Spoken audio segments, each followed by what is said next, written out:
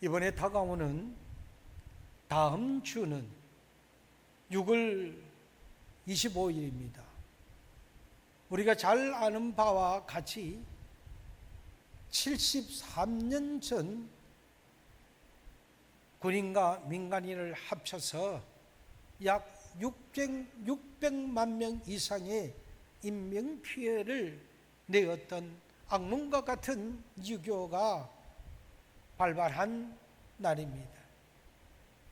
그날은 주일날이었습니다. 이런 의미에서 다음에 다가오는 주일은 의미가 있는 주일입니다. 6월이 되면 항상 우리 마음 한구석에 슬픔과 고통이 있습니다. 73년이라는 긴 이 세월이 지났지만 6.25 동란으로 인한 상처는 아직도 아물지 않고 있습니다. 73년 전 주일 그 새벽에 팡이라는 그 총소리와 함께 지축을 흔드는 대포 소리로 전쟁은 시작되었습니다. 이 한반도는 피로 물들었으며 자그마치 3년 동안이나 계속된 전쟁이었습니다. 이 강산에 떨어진 폭탄은 2차 세계대전 동안 전 유럽 전 지역에 투하된 그 폭탄보다도 더 많은 양의 폭탄이 퍼부어져서 한반도는 그야말로 초토화가 되고 말았습니다. 오늘 예배드리는 우리 가운데 그 전쟁의 고통을 몸소 겪은 분도 계시지만은 대다수는 그 아픔과 상처를 보지 못하는 전후 세대가 많다는 것입니다. 세월은 이렇게 흘러갔지만은 전쟁의 상처가 정말 깊이 배인 채 전 세계에서 유일한 분단 국가인 이 아픔을 겪는 나라에는 참으로 이 나라에 우리는 살아가고 있다는 사실을 기억해야 합니다. 오늘 본문에 보면 예수님도 당시 망해가는 조국 그 이스라엘과 수도 예루살렘의 내일을 예견하시고 우리 예수님이 탄식하며 기도하셨습니다. 바울 사도도 역시 자신의 마음에 그치지 않는 그 고통으로 자기 민족을 위하여 기도한다고 고백하고 있습니다. 그러면 73년째 되는 이 맞는 유교의 이 전쟁을 바라보며 우리도 계속되는 이 남북의 문제를 위하여 우리는 민족을 위해 어떤 자세와 어떠한 기도를 해야 하는지 오늘 말씀의 이 문제를 두고 나누고자 합니다. 첫째는 우리 민족은 겸손하게 하나님 앞으로 먼저 돌아와야 합니다. 37절을 같이 읽겠습니다. 예루살렘아 예루살렘아 선지자들을 죽이고 내게 파송된 자들을 돌로 치는 자요, 암탉이 그 새끼를 날개 아래 모음같이 내가 내 자녀를 모으려 한 일에 몇 분이 더이냐. 그러나 너희가 원치 아니하였도다 라고 말씀해서 증가하고 있습니다. 구약의 선지자들의 그 가장 중요한 메시지가 무엇입니까? 그 메시지는 오실 메시아를 영접할 준비를 하는 것이지요. 사실 이스라엘이 오실 메시아를 영접하고 하나님을 진시로 경외하는 민족이 된다면 그 자체가 민족의 번영을 약속받는 것입니다.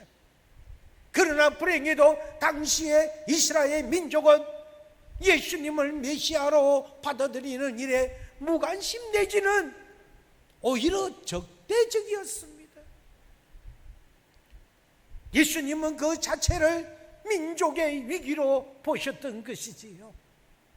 본문에서 예수님께서는 마치 암탉이 병아리를 자신의 날개 아래 품듯 자기 민족을 품고자 하셨다고 말씀하고 있습니다. 어미가 새끼를 보호하는 것은 본능적인 일일 것입니다. 지금 예수님은 자기 민족이 정치, 사회적으로 그리고 영적으로 위기에 처한 것을 보고 계시는 것입니다. 그래서 이스라엘 민족을 회복시키기 위하여 선지자들을 보내고 그들을 살려라 애를 썼지만 저들은 하나님의 사랑을 외면해 버렸습니다. 결국 예수님은 38절에서 보라 너희 집이 황폐하여 버려진 바 되었다고 예언하고 계십니다. 그리고 이어지는 마태복음 24장 2절에는 심지어 예루살렘 성전도 돌 하나도 돌 위에 남기지 않고 다 무너뜨려지리라고 말씀하셨습니다. 그리고 이 말씀은 문자 그대로 역사 속에서 이루어졌습니다. AD 70년경 로마의 디도 장군이 이끄는 그 군대는 이스라엘을 침공하여 예루살렘을 파괴하고 예루살렘 성전을 문자 그대로 하나도 남김이 없이 아주 싸그려 무너뜨렸던 것입니다. 그때 약 110만 명의 유대인들이 죽음을 당하고 살아남은 수십만 명의 노예로 로마로 끌려가는 비극이 발생한 것입니다. 이때 뜻있는 유대인, 애국자, 어린아이들까지 합쳐서 약 한 1000명들이 모여서 예루살렘 남쪽에 위치하고 있는 마사다라 하는 약 해발 450m가 넘는 그 지역으로 도피를 해서 로마인들과 3년 동안이나 그 전쟁을 벌이다가 결국은 로마의 실바 장군이 이끄는 그 군단에 의해서 패하고 맙니다. 이때 대부분의 이스라엘 애국자들은 로마의 노예가 되기보다는 차라리 죽음을 선택하기로 결의합니다. 그리고 그들은 최후의 항쟁 끝에 어린아이들과 여인 2명을 남기는 전체 5명을 남기고 마세다의 그 언덕에 올랐던 약 1000명의 애국자들은 모두는 자결로 장렬한 죽음을 맞이하게 됩니다. 이 비극의 현장에서 지금도 이스라엘 군인들이 인간을 할 때는 이 언덕에 올라 우리는 다시는 함락되지 아니하리라고 그렇게 다짐합니다. 다시는 마세다와 같은 그런 비극이 없기를 이라고 외치며 충성을 맹세하는 장소가 된 것입니다. 그러나 이 예루살렘의 마세다 못지않는 그 비극의 현장이 바로 한반도이었다는 것을 오늘 우리 MZ세대와 젊은 세대는 잊지 말아야 할 것입니다. 대한민국이라는 자유로운 나라를 지키기 위하여 희생된 이 한국군을 포함한 유엔군의 모든 사망자가 모두 63만 명에 이르러 그들은 전사하고 이 중 미군 사망자는 5만 명이 넘었고요, 여기에 부상자는 미국만 10만 3천 명이 되었다고 합니다. 이름도 모르는 나라, 가보지도 못하는 나라, 알지도 못하는 나라, 그 나라에 와서 유엔군과 미군들이 이 대한민국을 지켜주시기 위하여 수많은 자들이, 그 아까운 생명들이 목숨을 버렸다는 사실을 우리는 이 한 시간에 다시 한 번 더 우리는 기억해야 합니다. 유엔군 전체를 합치면 100만 명이 넘었다고 합니다. 또한 실종자들은 약 47만 명으로 집계되고 있습니다. 이 전쟁에서 아이젠하워의 대통령도 그 아들을 잃었고요, 또 벤플리토에 대한 장군도 아들을 전쟁에서 잃었답니다. 그리고 또 클라우드 유행관 사령관도 아들을 잃었다고 합니다. 그 중장이란 이 중장도 자식과 함께 전쟁에서 그 참호에서 전사했다고 합니다. 사랑하는 성도 여러분들이요, 이 비극의 전쟁은 누구를 위한 전쟁입니까? 오늘날 그릇된 이념적 영향을 받은 이 땅의 젊은이들 가운데 혹 종종 남한에서 북한을 침공했다는 그런 가당치도 않는 북침설을 믿고 있는 그런 어리석은 사람들도 있다고 합니다. 만약에 남한이 북한을 쳐서 전쟁을 일으켰다고 한다면은 6.25 전쟁이 발발한 지 불과 3일 만에 서울이 오히려 북한에 의하여 점령당하고요, 이 모든 남한은 40일 만에 낙동강 그 하루에 부산만 남기고 모두가 적화되었다는 그런 일반적인 전쟁이 될 수가 있었겠습니까? 전후좌우를 살펴봐도 이치적으로 맞지 않는 그러한 사건들을 왜 그들이 믿어야 할까요? 역사의 지식이 부족해서일 것입니다. 아니면 우리의 기성인들의, 우리의 어른들의 잘못이 거기에 있다고도 할 수 있을 것입니다. 6.25의 전쟁은 우리 대한민국 백성이라면 그 누구도 잊어서도 안 되고 꼭 기억해야 할 너무나도 중요한 우리나라의 아픈 역사입니다.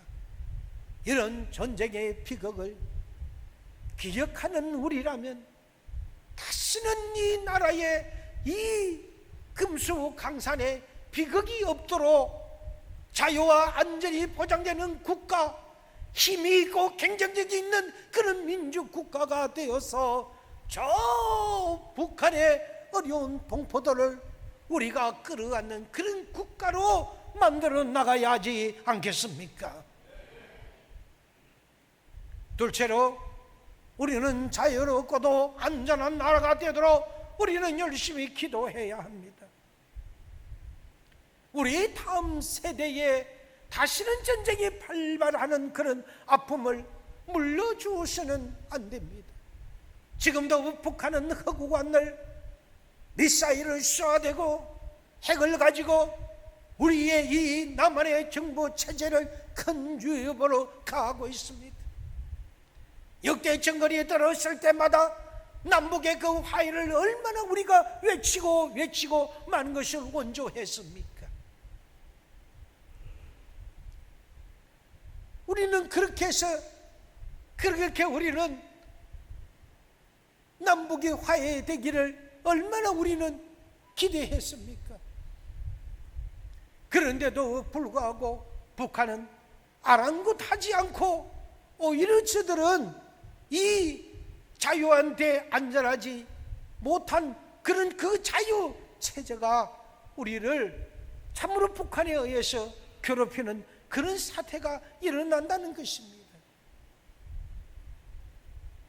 그러나 지금은 어디서 어떻게 손을 대어야 할지 모를 정도로 북한은 핵으로 주변 나라와 우리나라와 이 정체를 맞물려서 어려움을 겪게 하고 있습니다. 여러분, 국가의 존립 가운데 자유와 안전이라는 이 두 개의 이 단어가 얼마나 중요한지 아십니까? 자유한데 안전하지 못한다면 그 자유 자체가 불안한 자유가 될 수밖에 없지 않겠습니까? 또한 안전한데 자유하지도 못한다면 그 안전은 비굴한 생존일 수밖에 없습니다. 그래서 우리는 언제나 우리 이 조국이 자유롭고 안전한 나라가 되도록 우리는 그래서 기도해야 합니다.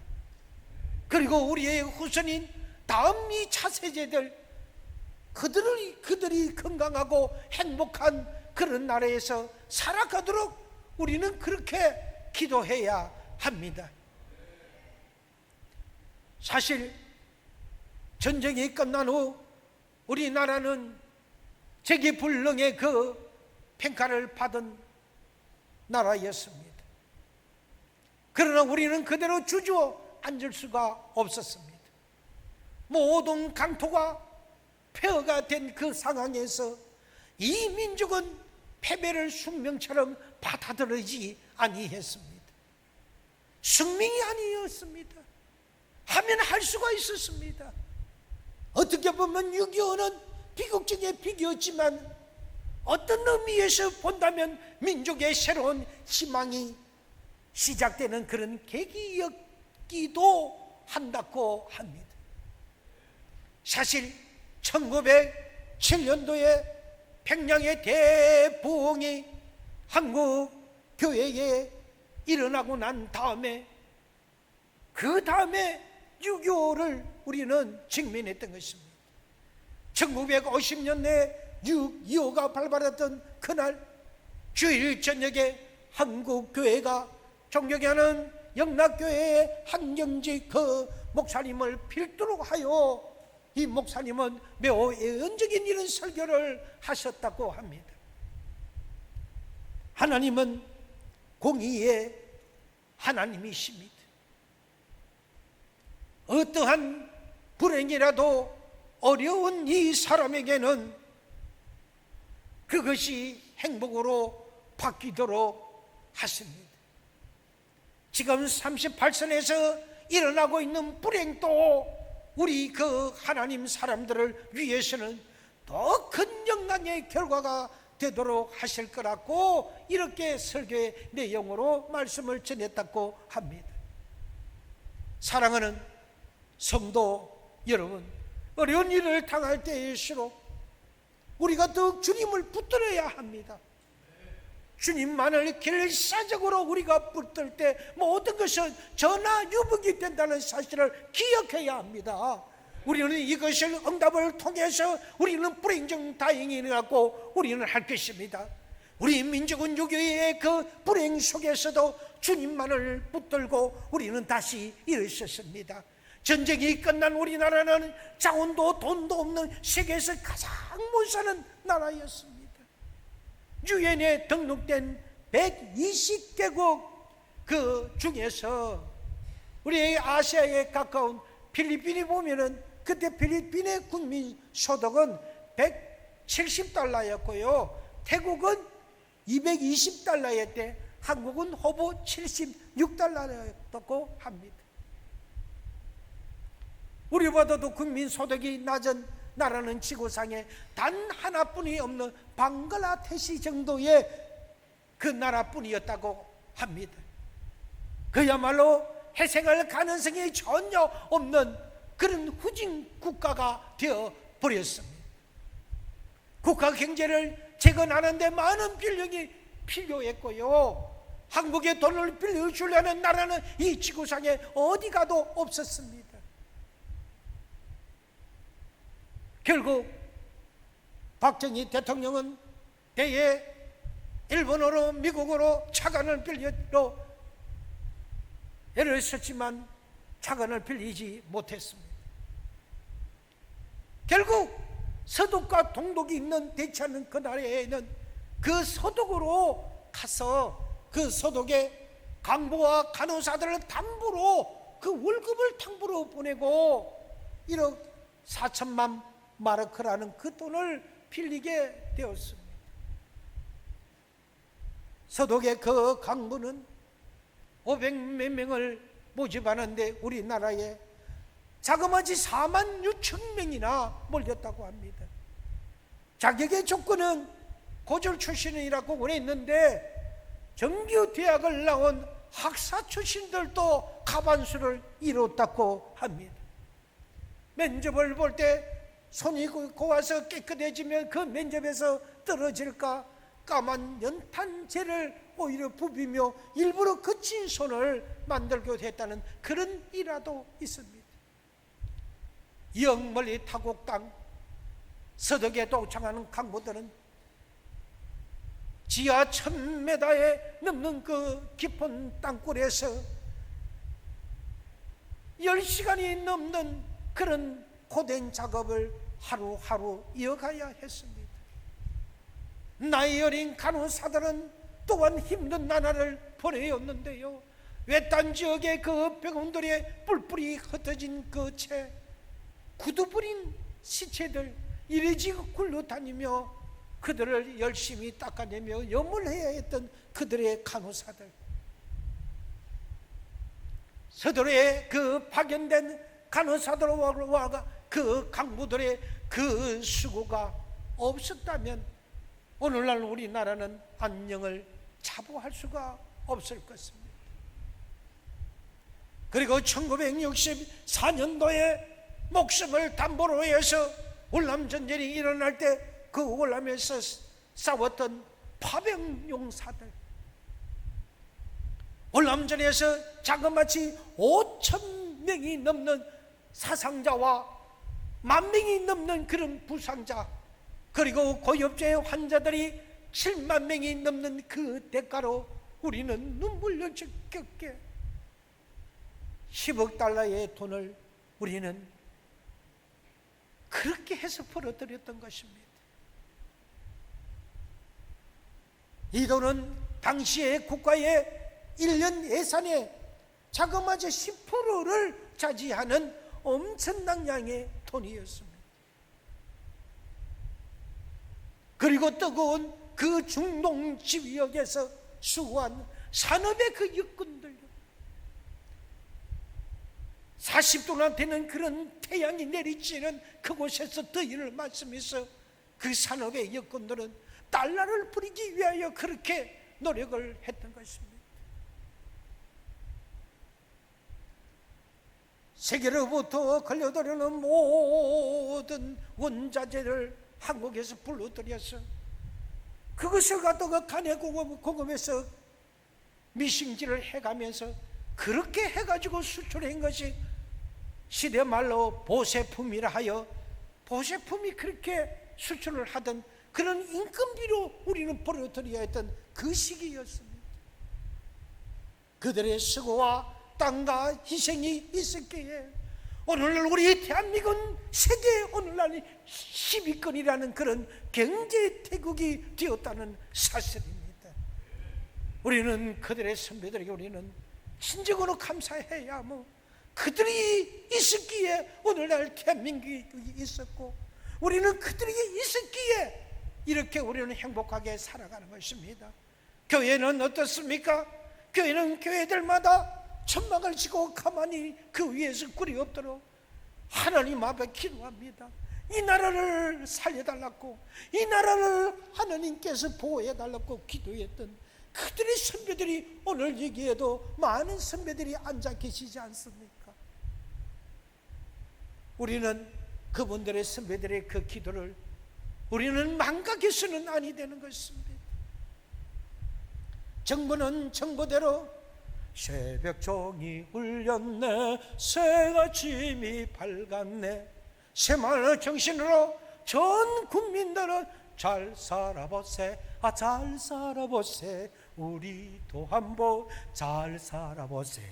나는 아침마다에 울려 퍼지는 이런 내일의 삶을 위하여 과거의 고통을 철저히 우리는 참아내고 견뎌온 앞선 세대들, 그들의 노고와 희생이 있었기에 오늘날 삶의 전 영역에서 풍요를 누리고 다양한 삶의 기회를 가질 수 있게 되었습니다. 이 과정에 있어서 한국교회의 그 열정은 정말 아름다웠습니다.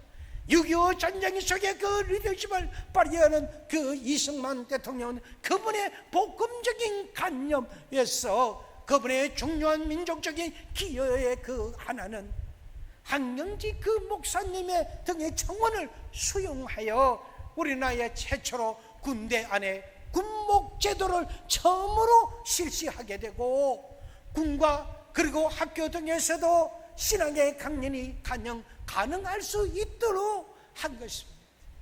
믿음의 태동이 이승만 대통령에 의해서 태동이 되었고, 어떻게 보면 엄지했던 그 믿음을 양지로 불러내었던 그런 시기였던 것입니다. 이래서 한편으로는 6.25로 보면은 그 6.25로 인하여 믿음이 다시 살아나게 되고 우리 민족이 다시 신기일진하게 된 그런 계기가 되었지 아니하느냐, 우리는 그렇게도 생각해 볼 수가 있다는 것입니다. 교회의 역사가들은 이런 제도가 민족 복음화를 앞당기는 일에 결정적인 역할을 했다고 평가하고 있고요, 그리고 역동적인 이 시절을 통하여 한국교회의 그 역할은 정말 놀라웠습니다. 나라와 민족을 위해 하나리 미랄이 되겠다는 그 사명감으로 국가와 민족을 위하여 가장 먼저 기도의 순수에서 그 제목을 넣어서 기도하여 그 역사는 지금까지 현재까지도 우리 교회도 그렇지 않습니까? 이 역사가 이루어지고 있다는 사실입니다. 특히 서울 지방 그 주변에 있는 삼각산이나 때로는 청계산에 올라가면 발부질 틈이 없을 만큼 기도하는 사람이 온 산을 다 덮었습니다. 여기저기서 주여 주여, 여기서 주여 주여, 깨굴 너무나도 많은 사람들이 기도했습니다. 그리고 복음을 위하여 헌신하기로 작정하는 그 사람들이 시골 구석구석에 들어가서 개척을 했고요, 또 외국을 하나도 몰라도 해외에 나가서 하나님의 복음을 전도해야 되겠다는 그 성교하는 그 믿음에 삶을 바친 분들이 어디 한둘이겠습니까? 세계 인구 밀도상으로 보면은 세계에서 가장 많은 선교사를 파송한 나라가 어느 나라입니까? 그 나라가 바로 우리가 살고 있는 대한민국입니다. 하나님께서 우리나라에 주신 축복이요, 하나님이 우리나라에 주신 은혜의 보답으로 국내에서 세워졌다면 교회가 개척되었고요, 먼저 믿고 받은 그 복음에 감사해서 만났다면 우리는 천도였습니다. 모두가 복음에 나팔을 불고 다니며 우리는 외치며 그렇게 나갔던 것이지요. 어느 날 그 기도가 응답되어서 이 대한민국이 이렇게 세계 12국이라는 그러한 경제 대국이 되었다는 사실입니다.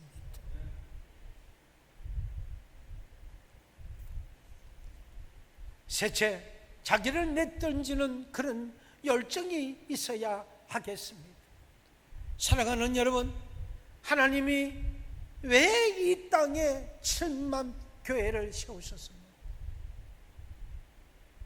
이렇게 해요 이 땅에 1200만 명에 넘는 그 기독교의 그 믿음의 사람들을 이 땅에 심었었겠습니까? 이는 우리로 하여금 복음의 그 정인자로 살게 하시려는 하나님의 뜻이 있지 않습니까? 누구에도 하나님의 뜻은 다 있을 것입니다.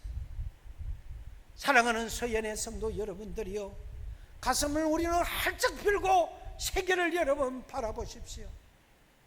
우리 한국인이 전 세계에 안 들어가는 나라가 있는지 한번 보십시오. 없습니다. 다 들어가 있습니다. 그런데 재미있는 것은요, 중국이라는 그 민족들이 들어가면 차이나타운이 세워지고요, 일본 사람들이 들어가면요 장사를 하는 상가가 생겨나는데요, 우리가 들어가면은 교회가 먼저 세워집니다. 할렐루야입니까? 할렐루야입니까? 하나님은 이 민족에게 영혼을 사랑하는 마음을 주셨기 때문입니다. 하나님은 그래서 이 마음이 북한 저 땅에도 미쳐야 된다는 것을 하나님은 알고 계시고 우리도 알고 계시기에, 우리가 그렇게 해서 하나님은 우리에게 이 강대국을 주신 이유는 저 북녘 땅을, 저 동포들을 우리가 끌어안으라고 하는 그런 바로 신호인 것입니다. 우리가 잘 먹고 잘 사는데 미쳐야 하는 것이 아닌 것입니다. 우리가 그것에 연연해야 되는 것이 아닙니다. 우리는 장차 통일이 될 때 그날을 기억하고 미리 우리는 모든 것을 준비해야 될 것입니다. 그래서 하나님은 너희가 먼저 받았으니 받은 대로 전하라고 하신 그 복음을 우리 서연의 성도들도 매일매일 외치면서 저 어려운 땅에 있는 미전도의 그 동포들을 우리는 구원하기 위하여 선교의 지경을 우리는 열어가야 하는 겁니다. 그리고 우리는 그렇게 해서 기도로 우리는 외쳐야 하는 것입니다. 그리고 북한이 핵을 포기하라고, 전쟁을 포기하라고, 예수 사랑으로 오히려 돌아오라고 우리 그렇게 기도합시다. 사도 바울을 보십시오. 여러분, 그 사도 바울은 그가 은혜 받고요, 난다운 마음의 고통이 하나가 있었습니다. 그것이 바로 로마서 9장 1절에서 보면은 내가 그리스도 안에서 참말을 하고 거짓말을 하지 아니하노라. 나에게 큰 근심이 있는 것과 마음에 그치지 않는 고통이 있는 것을 내 양심이 성령 안에서 나와 더불어 증언하노니라고 말씀했습니다. 여러분, 고통이 무엇입니까? 그것은 나의 형제, 곧 권력의 친척 예수를 믿지 않는다는 것입니다. 그에게는 그것이 큰 근심이 되었고요, 그 큰 근심이 지나쳐서 마음에 그치지 않는 고통이 되었습니다. 육체가 아픈 것은 고통이라고 합니다. 마음이 아픈 것은요, 슬픔이라고 합니다. 그런데 이 마음의 아픔이 지나쳐서 슬픔이 바울에게는 오히려 육체의 고통이 되었습니다. 자기 동족이 끝까지 회개하지 않으면 어떻게 될까는 그 걱정 때문에 큰 근심이 되었고요, 그 근심이 쌓이다 보니까 나중에는 그 큰 고통이 육체의 고통이 되었던 것입니다. 그가 얼마나 고통했느냐 하는 것은 3절에 보면 알 수가 있습니다. 나의 형제 곧 권력의 친척들을 위하여 내 자신이 저주를 받아 그리스도에게서 끊어질지라도 원하는 바도다 라는 말씀에, 저주라는 이 말은요, 헬라어로 보면은 아나테마라에서 나온 말입니다. 이 말은 굉장히 무서운 말입니다. 여호수아가 여리고 성을 정복할 때 하나님이 특별히 주신 명령이었습니다. 생명이 있는 것은 물론 그 성에 있는 물건 하나라도 남기지 말고 모조리 완전히 불태워서 없애버리라고 하셨습니다. 얼마나 무서운 말입니까? 이것이 바로 아나테마, 여기에서 나온 말입니다.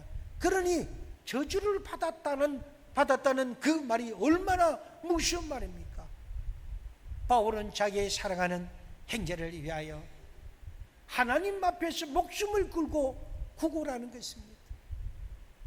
자기의 형제들을 살려달라고, 그래서 예수님을 믿게 해달라고, 저들이 우매한 자가 알지 못하는 저들이 불쌍히 여겨달라고.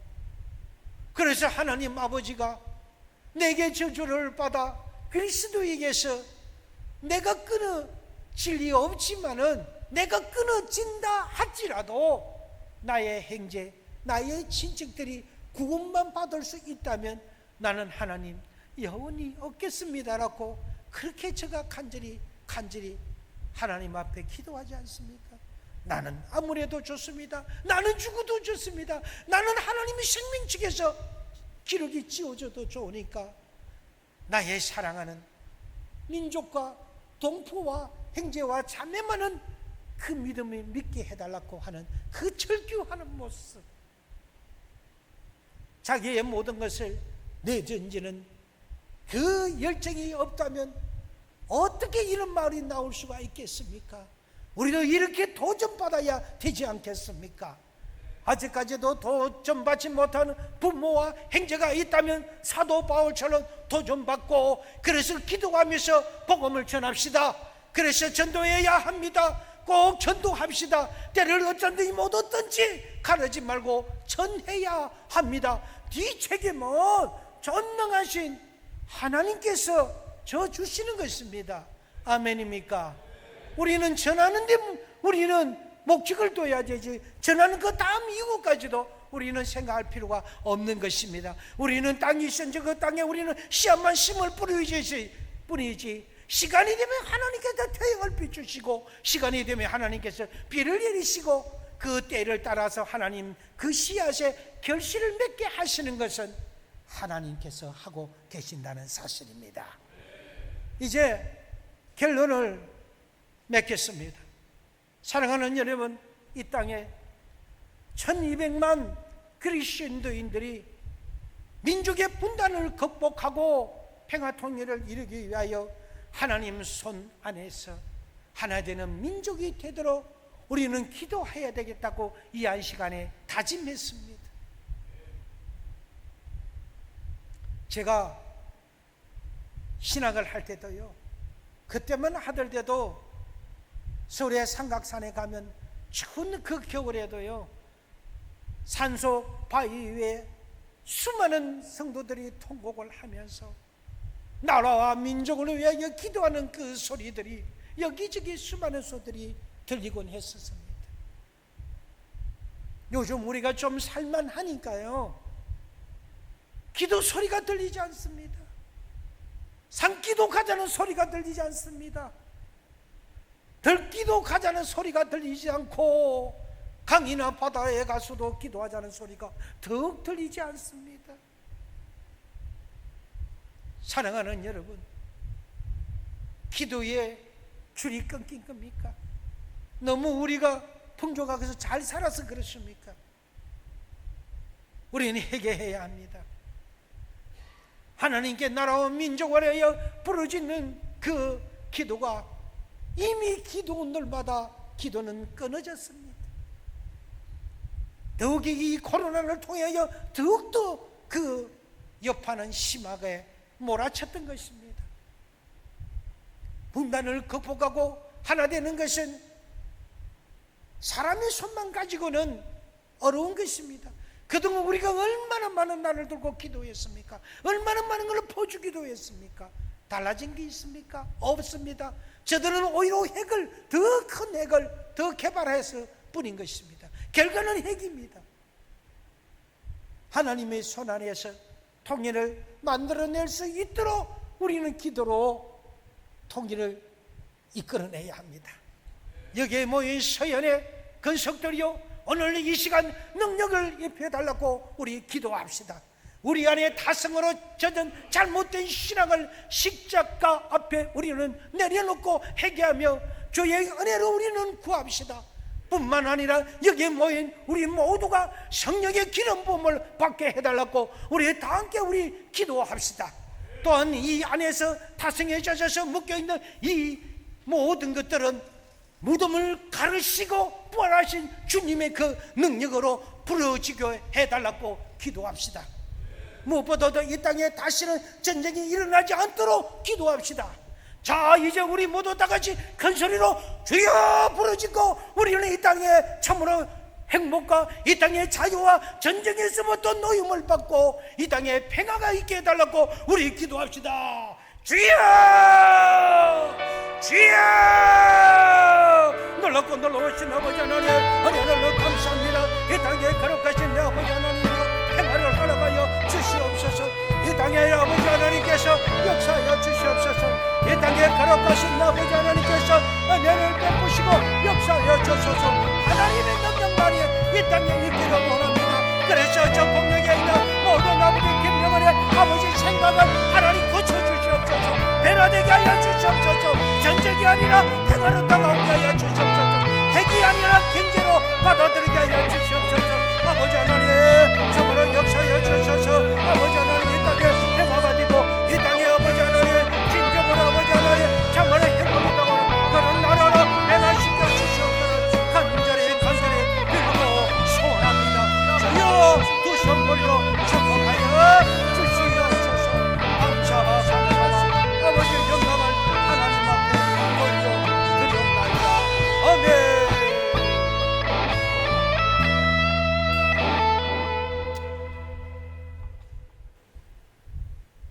사랑하는 아버지 하나님, 서연의 건속들이 야인생의 능력을 받기 위하여 하나님 기도했습니다. 타성에 젖어 있는 모든 옛 구습들을 털어버리고 새롭게 변화된 삶으로 살기 위하여 강구하여 싸우며, 아버지요, 이 한 시간에 응답하여 주시옵소서. 우리의 모든 성도들이 하나님이여 은혜의 충만함을 받게 하시되 성령의 충만함을 받게 주시옵소서. 무엇보다도 아버지 하나님 기도하는 은사가 있게 주시옵소서. 전능하신 주님, 이 땅에 다시는 전쟁이 일어나지 않도록 이 나라를 보호해 주시옵소서. 예수님의 이름으로 기도드리옵나이다. 아멘. 사랑하는 여러분, 이 땅에 내 생명이 남아있는 한, 우리는 삶의 한복판에서 나 하나 때문에 진정으로 모든 것을 다 희생하신 그 주님의 사랑, 그 십자가의 사랑, 그 사랑을 위하여 우리는 모든 것을 쏟아내야 됩니다. 하나님 말씀대로 살아가겠다고요. 그래서 믿음대로 살아가겠다고요.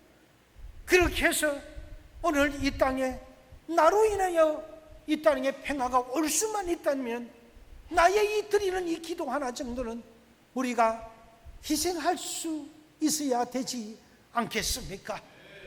우리가 이 나라를 보호해달라고 참으로 우리가 기도하고 우리가 그렇게 열린 마음으로 나갈 때 하나님은 우리의 이 기도를 외면치 아니하시고 하나님은 들어주실 것입니다. 우리가 기도할 때 기도하는 자는 망하지 않는다는 그런 말씀과 같이 기도하여 승리하는 그런 저와 여러분이 되어주시기를 이 시간 축원드립니다.